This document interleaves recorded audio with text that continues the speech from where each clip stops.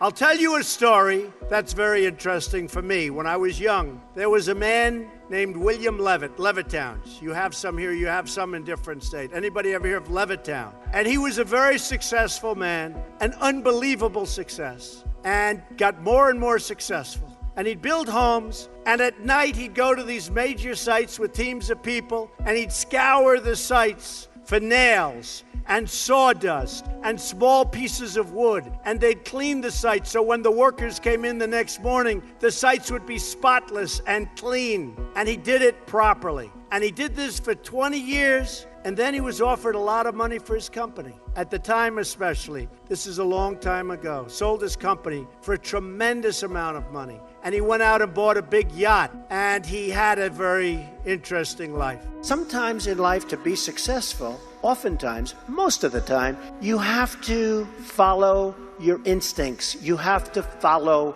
your gut. You have to. Your parents may say wrong, your whoever may say wrong, but you have to do it. Knowledge. But if it's one word's very hard for that, but the word is knowledge. But you get knowledge through experience. One of the things people talk about is luck. And I do believe that people are lucky, and some people are luckier than others. I do believe that. But there's also an expression, the harder you work, the luckier you get. And I can tell you 10 instances where I didn't quit when it was 1990, the world was coming down, the debt markets were to everybody, all of my friends and enemies were going bankrupt. I never did. And the times were actually just terrible. And even today, you look at times and you see what happens and you have to learn. But the word luck is very interesting. But if I didn't work really hard, I probably would not, almost definitely would not be here today. And unless you had me up as a man who at one point was successful, but let's see what a loser looks like. So you have to work hard, because it is true. You can develop luck through hard work. And sometimes it's hard. You've had failures, you've had weaknesses, you've had other things. You have to see yourself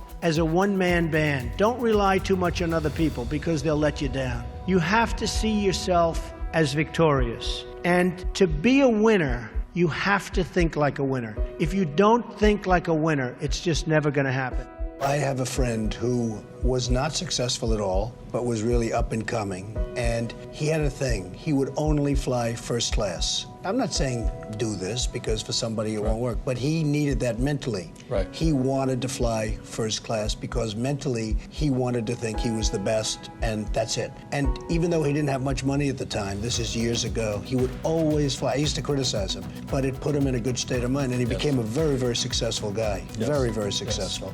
In order to be successful, and you people are well on the road to success, you have to find out what makes you excited, what makes you want to get up each morning and go to work. You have to find it. Now, it doesn't always work, and you really have to be smart to go against the tide, because you're going against a lot of smart people. But when you get it right, you'll end up better, whether it's Microsoft or Google. I mean, so many people that have really hit big have gone against the tide. But you have to have great confidence in yourself. You have to be the right person. There are very few people that can pull it off, but when you pull it off, it's great. Same thing in real estate. You go against the tide. People are selling, you're buying, the tide changes. And by the way, in real estate, this is a great time to start thinking about going against the tide. If you love what you do and dedicate yourself to your work, then you will gain momentum. And look, you have to. You need the word momentum. You will gain that momentum. And each success will create another success.